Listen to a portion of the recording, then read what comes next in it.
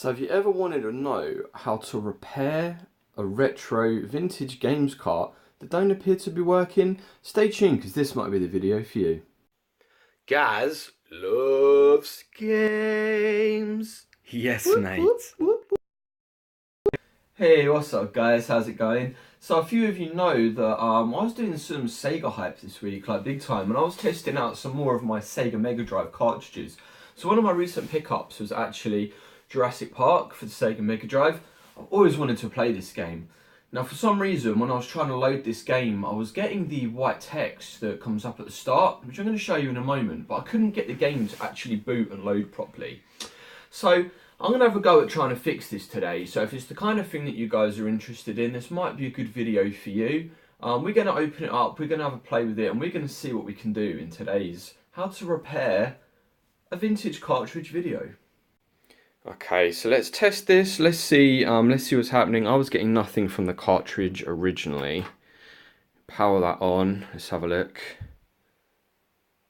Now I'm not even getting the startup white text or anything happening from it. So I'm hoping that it's not dead, but we're going to see if we can bring it back to life. Otherwise I'm going to need to get a return and refund on this cartridge. Okay, nothing's happening. We're going to give it a clean and then we'll see what happens from there. Hey guys, okay, so if you want to have a go at trying to repair, clean or fix retro or vintage cartridges, this is where you're going to want to start out. You're going to need yourself these screwdrivers, which you can pick up from Amazon, eBay, anywhere really. They're normally sold in pairs. You normally get one with the smaller millimeter head, and then you get one that's got the larger millimeter as well. So this one's got the slightly larger grips on, which you're going to need to be able to undo the screws, to have a look inside the cartridge. Now I recommend if you're picking up screwdrivers, don't go for the cheapest ones that you can find. They're probably sent from China, but the grips are actually really delicate. With the cheap ones, the metal grips will break off within a few uses, and then they'll be rendered absolutely useless. You won't be able to use them again. So the better quality set that you can get, the longer they're going to last, and the more repairs you're going to be able to do. So what we're going to do, I want to have a look inside at the board, I want to have a look at the chips, and I want to have a look at the contacts here as well, because the first thing to always try with these retro cartridges is actually just to clean the contacts. So you're going to, aside from your screwdrivers, you're going to need to get some proper rubbing alcohol. Now I'll say it once and then I'm going to repeat it. Never put water on anything electrical. You have to have proper rubbing alcohol. Now I bought this from Amazon. I think you might be able to get it from chemists, places like that, but you want stuff that is almost pure rubbing alcohol, no water content. It's got to have very, very, very low percentage of water content. So you want a proper rubbing alcohol for this. And then you're going to want something that acts as a cleaner. So I picked up my little rubbing alcohol with one of these little car cleaners that comes with these little buffer cushions, whereby I'll use one side to put on the fluid, give it a good scrub, and I'll use the other side just to dry it off. So first things first, I want to open this up and have a look. So let's just try and get a nice little grip on these screws and see if I can remove them gently. You get a little bit of a magnetic stick with these screwdrivers, so that helps to pull them out. I like to be nice and gentle because I don't want to scratch them. So I'm going to pull out now, I think we're almost there. I try to not scratch them, but sometimes you just make sure you don't lose the screws as well. So let's just try and get a little grip on this one. Let's see if we can loosen that a little bit.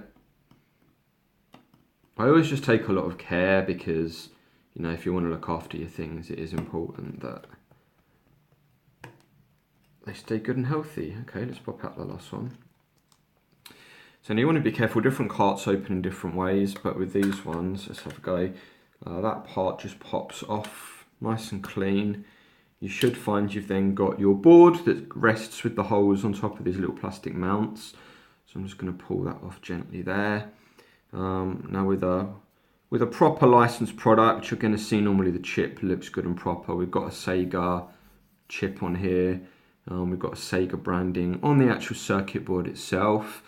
That looks okay. It doesn't look like there's any damage. I can see the contacts look a little bit dirty on here. So I don't like that. So normally I'll clean these inside the plastic casing, but I wanted to open it today to show you guys. So the board looks okay. I think it just needs a bit of cleaning on the contacts. So I will make, this is going to be my rubbing side, because this is the side that I've used many a time before. So you don't want to get it absolutely saturated.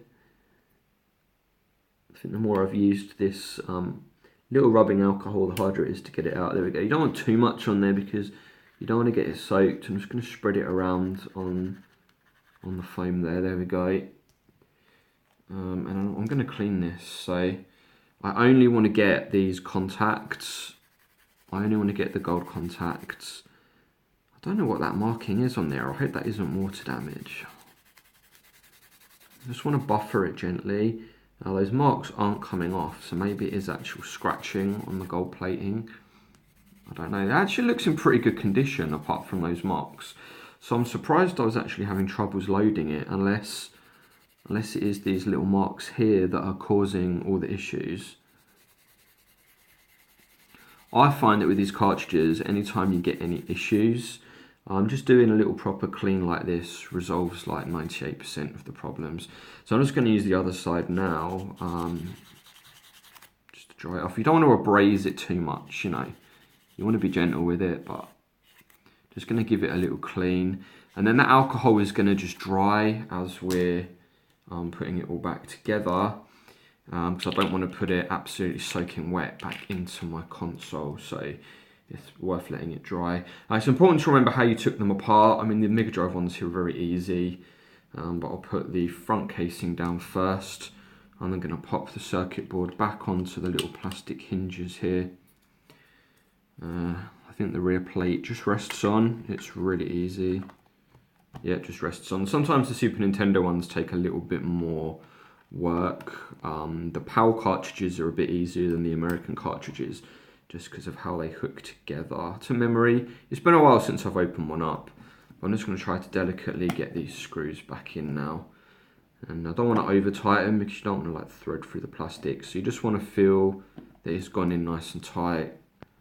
But you don't need to push it at all.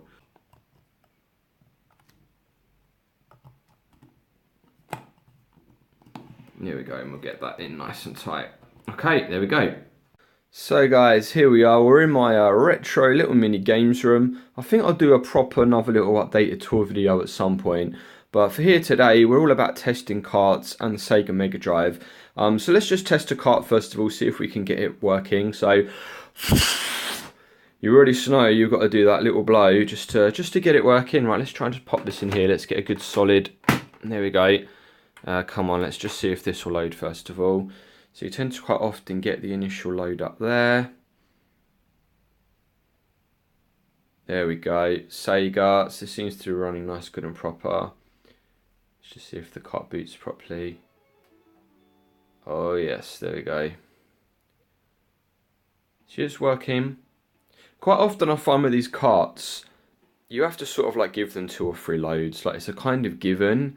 But it is working, it is running. So let's just see now if I can run my Jurassic Park, because it was giving me trouble the other day. Okay, so here we are, we're back with me cartridge. It's had its little clean up. Just going to give it one little blow just to help dry it off a little bit. It's fine if we've got a little bit of residue on the contacts, because it probably actually helps clean up the console inside, which is probably fine. I'm going to want to try and get a solid connection. That always sounds good. I always like to get the crunch. Come on, let's see what happens now then. Yes, we've got some text. Come on. I couldn't... Yes! Well, the sound sounds a little bit funny. I couldn't get any picture from it previously, so this is progress. Alright guys, I hope you enjoyed that video. I hope that'll help you feel a little bit more confident about opening up and cleaning your cartridges. Always just do it responsibly, do it with care. And yeah, you just don't want to damage the things that are precious to you. Alright guys, cool, thanks for tuning in, and I'll see you in the next video.